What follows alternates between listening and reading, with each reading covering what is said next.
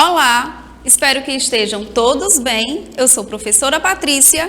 Vamos dar continuidade aos nossos estudos com as ciências humanas para as turmas do EJA, fase 1 e fase 2.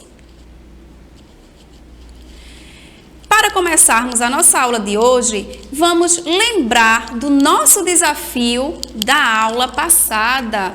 E aí, estudante, vocês conseguiram realizar o nosso desafio?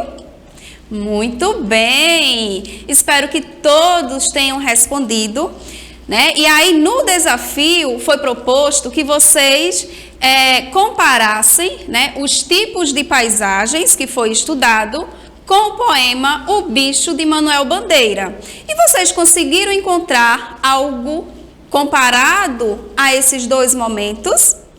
Isso mesmo, né? A gente pode comparar o poema com as paisagens que foram estudadas por meio do tipo da paisagem degradada e a paisagem poluída, né? O lixo, a questão da desigualdade social. Espero que vocês tenham realizado a atividade, façam a correção e vamos ao tema da nossa aula de hoje. A aula de hoje, ela vai tratar sobre os lugares de vivência, semelhanças e diferenças e as relações espaciais que teremos a partir desse conhecimento dos lugares de vivência. Para dar prosseguimento, você saberia definir o conceito de lugar tão utilizado nas ciências humanas? Vamos ao conceito. Lugar é uma porção do espaço geográfico que assume grande significado por ser nosso espaço de vivência das relações que mantemos com outras pessoas no dia a dia. Carrega um sentido de pertencimento, afetividade e identidade. Quando a gente traz essa palavra, afetividade, identidade e pertencimento, a gente se coloca no nosso lugar. É aonde a gente realiza esses momentos com a nossa comunidade, com a escola. Ou seja, quando nós podíamos, né, estar presente na escola, a gente trazia aquela ideia de pertencimento, né? Tenho certeza que você, estudante que está aí em casa, né? Eu, enquanto professora, quando nós íamos à escola, a gente tinha a afetividade, a gente construía aquele laço, né, de identidade com o lugar que estávamos inserido, que neste caso, a escola. E na nossa casa, será que também carregamos essa ideia desse conceito de lugar? Sim, com os laços familiares, né? Você já parou para observar como é a rua onde você mora?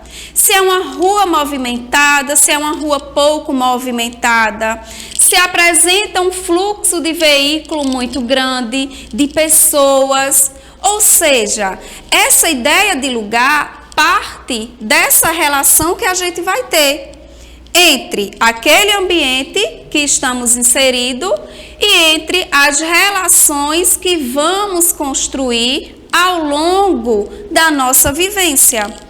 Além da escola, da nossa casa, a gente também mantém uma relação de afetividade, de identidade com as pessoas que estão naquele lugar, com a nossa comunidade, que também traz como importância esse respeito com os diferentes, esse respeito com todos que fazem parte do grupo social, que nesse caso é a comunidade, né? Desde os nossos parentes, desde os nossos amigos que estão naquela rotina do nosso dia a dia, no nosso lugar de vivência.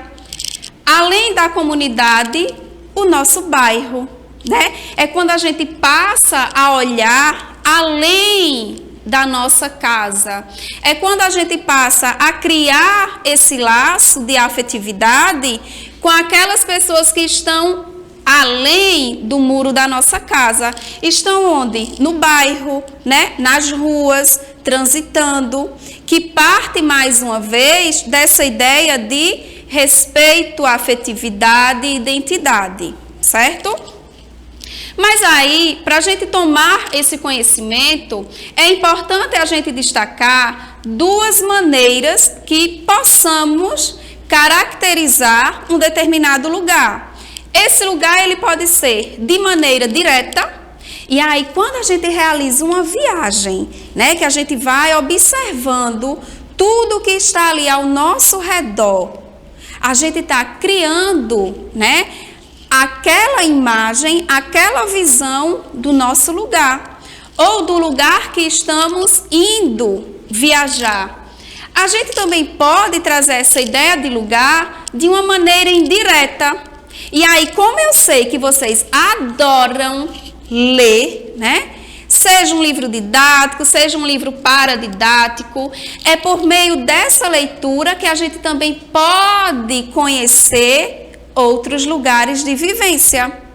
E aí, qual o livro que você mais gosta de ler? Será que nesse livro que você leu, você conseguiu perceber, né, característica de lugares que você não está acostumado, né, a conviver no seu dia a dia?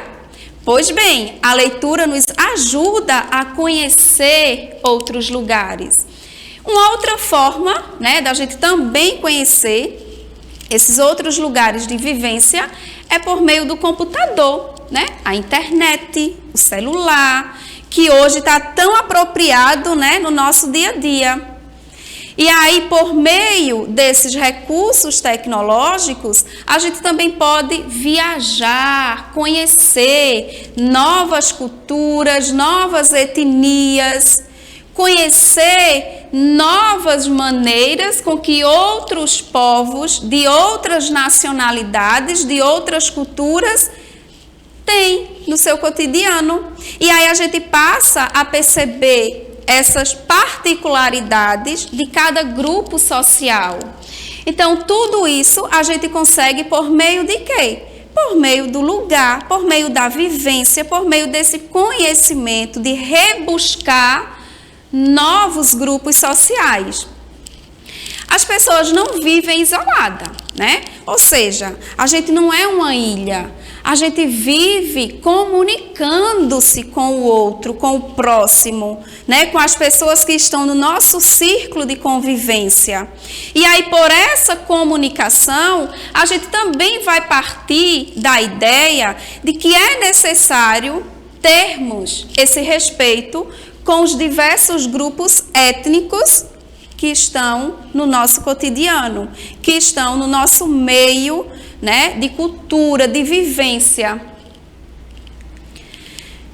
Esses lugares, eles poderão apresentar algumas semelhanças e também diferenças, né? Veja essa primeira imagem na parte superior da tela. A gente tem ali espaços de conhecimentos, né? Temos a presença do professor e, consequentemente, a gente tem a presença de alunos. Que semelhança a gente pode tirar dessas duas imagens, né? A educação.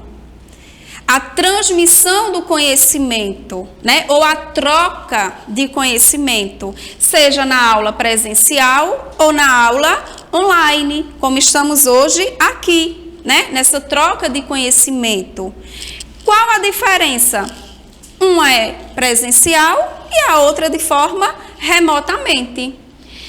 Nesta outra imagem, a gente já tem uma imagem bem triste, né? A degradação, o corte da vegetação. A semelhança é madeira, né? Nas duas imagens. Uma com as carteiras, que a gente é acostumado a ver em alguns ambientes, e a outra com o corte dessa madeira. Veja que entre elas há essa semelhança e diferença.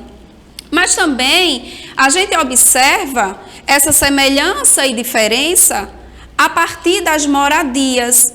E aí eu trouxe um grupo, né, de moradias que a gente também encontra desde uma semelhança pelo fato de ser o lugar que nós moramos, até a diferença do tipo de família onde habita cada uma dessas moradias. Como, por exemplo, a gente tem a primeira imagem desse tipo de moradia, as palafitas. Temos famílias vivendo nesse ambiente, né? Famílias que construíram um laço de afetividade dentro das suas limitações, dentro do seu ambiente familiar. Temos os barracos, né, que infelizmente no nosso território brasileiro a gente encontra famílias convivendo, né, nesses ambientes de barracos, que precisa ter um olhar, né, do poder público para que elas tenham direito, para que elas sejam uma família mais assistiva em relação à sociedade, em relação aos direitos que cabe a essas pessoas que moram nessas casas, né? Seja de barraco, seja de palafita, seja de pau a pique, mas a semelhança é que todas elas habitam familiares. A gente tem as casas de alvenaria, né? Temos os edifícios, a oca e o iglu, ou seja, ambientes que constroem esse laço de afetividade.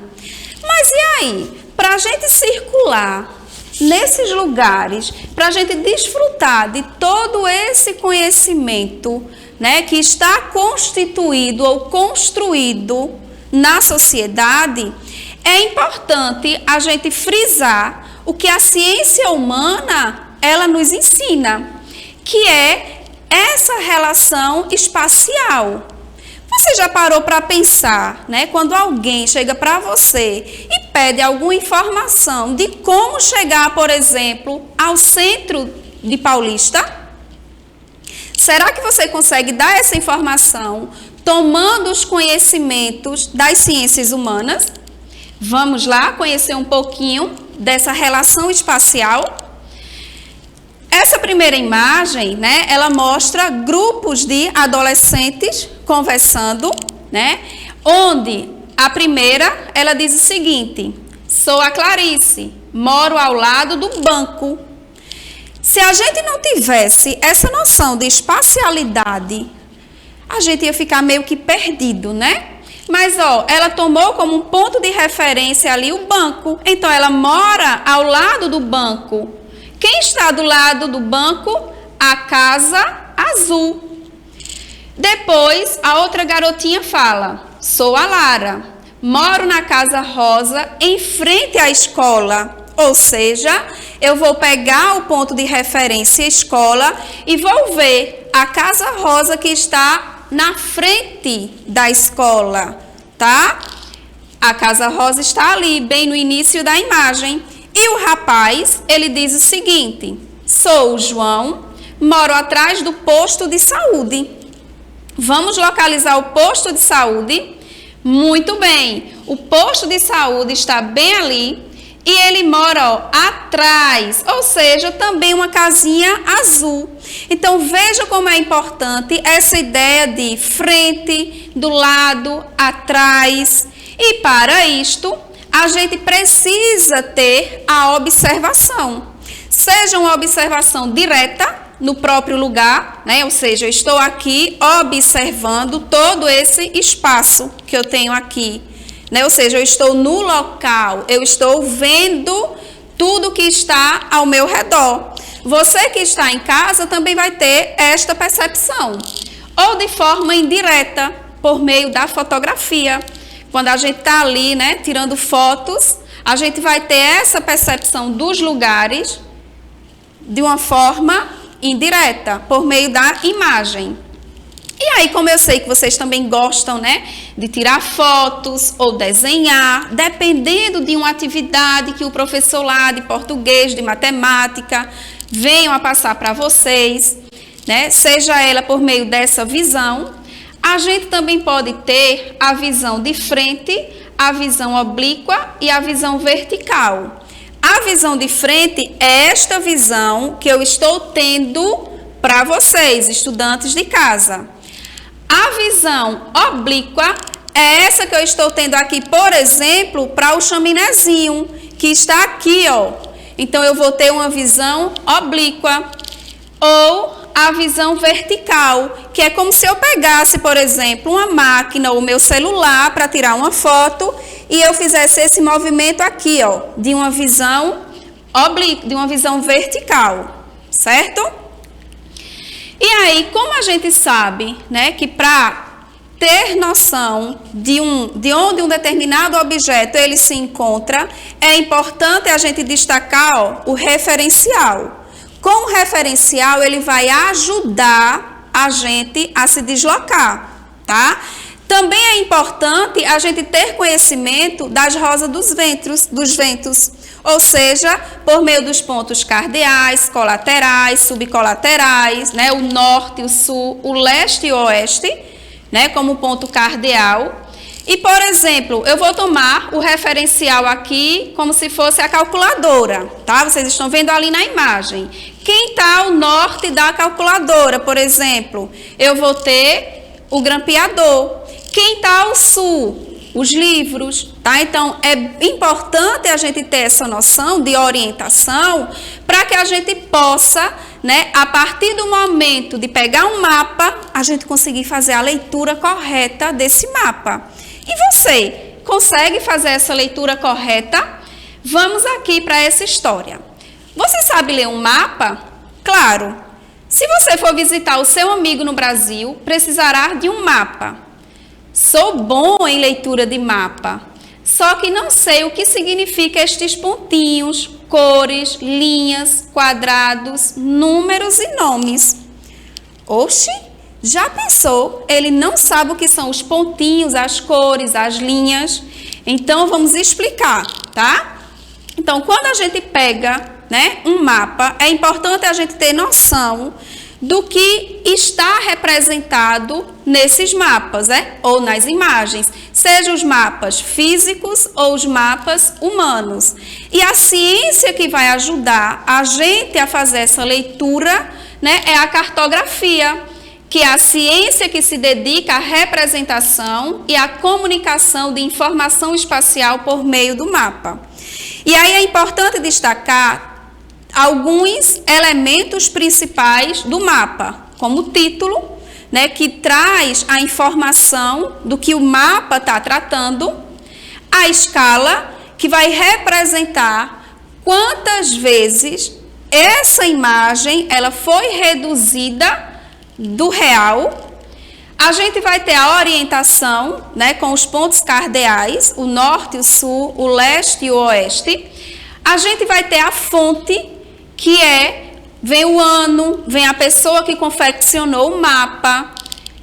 E a gente vai ter a legenda, que é a legenda que vai ajudar você a realizar a leitura, né, dos elementos que estarão presentes no mapa. É onde vai ter as linhas, os códigos, as imagens, as cores, para você conseguir localizar cada um no mapa. E esse mapa, essa cartografia, essa representação, ela sofreu evolução ao longo da história, né? A gente tem na primeira imagem ali algumas figuras rupestres, né? Os povos pré-históricos, eles marcavam o que estava acontecendo, né, o que aconteceu em pedras, né, por meio das pinturas, em rochas, e deixava registrado. Nessa segunda imagem, a gente tem, ó, a costa brasileira, no período colonial, no período do descobrimento, né? Quando as pessoas lá, os portugueses, os espanhóis, estavam chegando aqui e descobriram o que o Brasil tinha. E você pega Uber no seu cotidiano, olha uma imagem do Uber, né, daquele aplicativo, quando a gente está chamando para nos levar a um determinado lugar, e a gente consegue acompanhar de uma forma em tempo real, né, onde o motorista está. Então, a gente fica acompanhando, vê que evolução a cartografia ela passou. E aqui, ó, a gente tem o Google Terra, né, que você também pode fazer pesquisas no Google Terra e ele te leva até o lugar que você quer conhecer. O nosso desafio de hoje é Represente o lugar onde você mora, né, o lugar de vivência, e tomando como referencial o laboratório de informática, né, que está ali na parte superior da imagem, quem está ao sul e ao leste. Bom desafio para vocês. Espero que todos tenham gostado da aula. Aproveitem para desenvolver o desafio. Acredite em você mesmo e bons estudos. Tchau!